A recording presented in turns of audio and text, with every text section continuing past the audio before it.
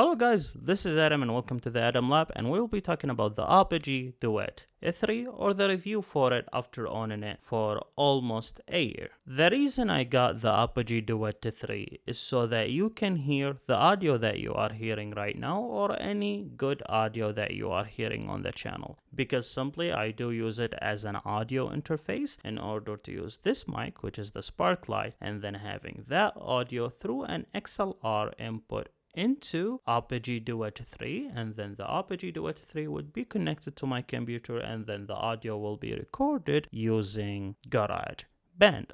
So everything that you are hearing right now in this video and in my most recent videos as well, all the audio is being processed on the Apogee Duet 3 without the audio being edited at all. So this is the pure audio that would be processed through Apogee Duet 3 through that simple lane signal. Granted, the mic and the quality of the mic does play a role, but at least that gives you an idea of how the Apogee Duet 3 works. I got the Apogee Duet 3 as soon as it was released. I used it on a couple of calls when it comes to interviews and such, and everyone was astonished by the audio quality. It is very small for the size that it has. It does have two USB-C inputs and as well as an XLR input as well that does come included into the box. You can connect up to two microphones at the same time, or even you can connect your headphones into it, and then you can have a high impedance headphones going through the Apogee Duet 3 in order to hear the audio better, or you can hear and listen to the songs that you listen to better, or if you are watching hentai, this will give you the Della Crane experience.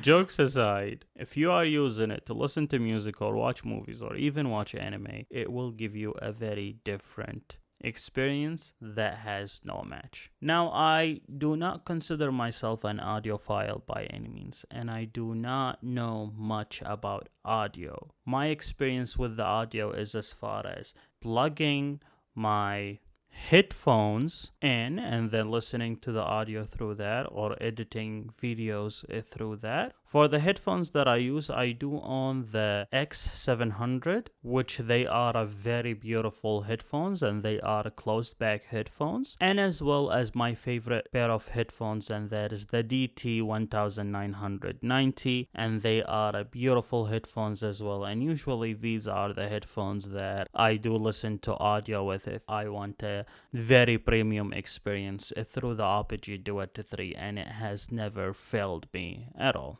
I think it is fairly priced, because before the Apogee Duet 3 I was looking at the Apogee Duet 2, and I knew the Apogee Duet 2 was really good. And the price difference between the Apogee Duet 2 and the Apogee Duet 3 is around $150 or $120. So it's not that bad of a price. And granted, the whole price is around $600, so you are definitely paying for a premium price tag when it comes to audio. But that is Apogee that we are talking about, and for me, I consider Apogee as the Apple of audio. I have never had any issues when it comes to using the device, and I have never had any issues using the software, which is the Apogee 2, which comes included with Apogee Duet 3. And as you can see right now, that is the software that usually comes with the Apogee Duet 3. It does have two inputs for two microphones, and then you do have the sample rate plus the peak hold, and as well the overhold, which I have set to the settings that you are seeing right now. As for the stereo link and then the equalizer and everything, I left everything at 0, which is basically the default that it comes with. And the feedback that you saw that it was giving it through those green lines, that was the live feedback that the Apogee Duet 3 is giving through this microphone that I am using right now. And I used it with 3 devices. That would be the MacBook Pro 16-inch M1 Max, and it was working without any issues. And actually, the audio that you are listening to right now is being processed through the MacBook Pro 16-inch. And I used it with my iPad Pro, and it was working without any issues as well. Because when I used to use the MacBook Air, where I needed to record the audio. So instead of recording the audio through the MacBook Air, I used to record it through the iPad Pro, and I had no issues with that as well. And then when it comes to my MacBook Air M1, I was using the Apogee Duet 3 with it as well, and I had no issues. I don't think the software is yet optimized for M1. I believe it's running through the translation layer Rosetta. However,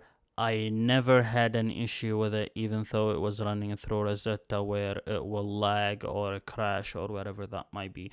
Literally zero issues till this day. There is no peak audio, there is no cutting with the audio, and there is no this annoying sound when you plug in the headphones and then it would make that crick annoying sound when you plug in your headphones.